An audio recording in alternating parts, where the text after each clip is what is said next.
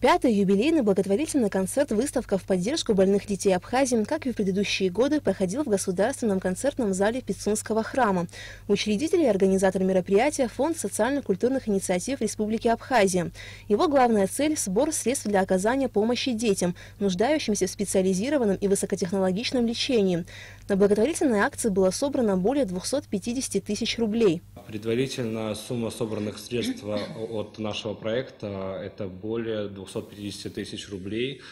Сбор средств пока не закрывается, так как наши партнеры не все перевели денежные средства в фонд Ашана. Мы думаем, что в течение этой недели мы полностью подытожим сумму собранных средств.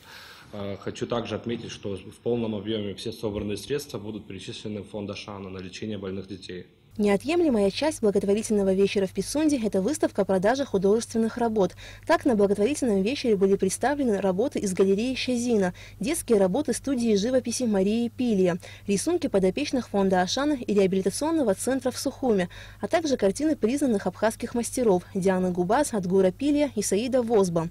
За предыдущие 4 года ежегодный благотворительный концерт-выставка в Пицунде собрал более 1 миллиона 700 тысяч рублей.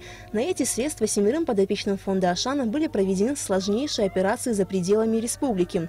А в нынешнем году все вырученные средства будут направлены на лечение 4-летней Мирославы Колбая. Девочке необходимо дорогостоящее лечение в Московском институте детской челюстно-лицевой хирургии, куда надеемся, что благодаря данному мероприятию в скором времени девочка будет направлена на лечение, и уже через какое-то время мы уже будем сообщать хорошие новости по итогам операции. Второй частью благотворительного вечера был концерт классической музыки с участием известных оперных певцов республики.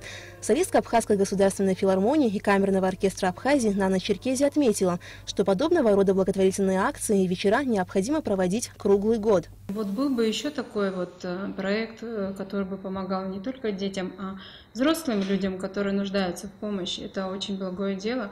И я, естественно, как и все мои коллеги, только за таких проектов. Еще бы, конечно, было бы хорошо, если бы они бы проходили в течение года, не только в летний сезон, когда все очень кипит, и у нас очень-очень плотный график. Очень многие артисты не смогли, просто ввиду того, что они не находятся на территории Абхазии, участвовать в концерте. Бессменным партнером Фонда социально-культурных инициатив Абхазии является компания «Агвафон». Компания в дальнейшем намерена поддерживать фонд в таком важном и значимом для Абхазии деле, как благотворительность. В 2017 году Фонд социально-культурных инициатив удостоился премии «Лучшие социальные проекты России» в категории «Благотворительность» за проведение концерта-выставки в поддержку тяжелобольных детей Абхазии.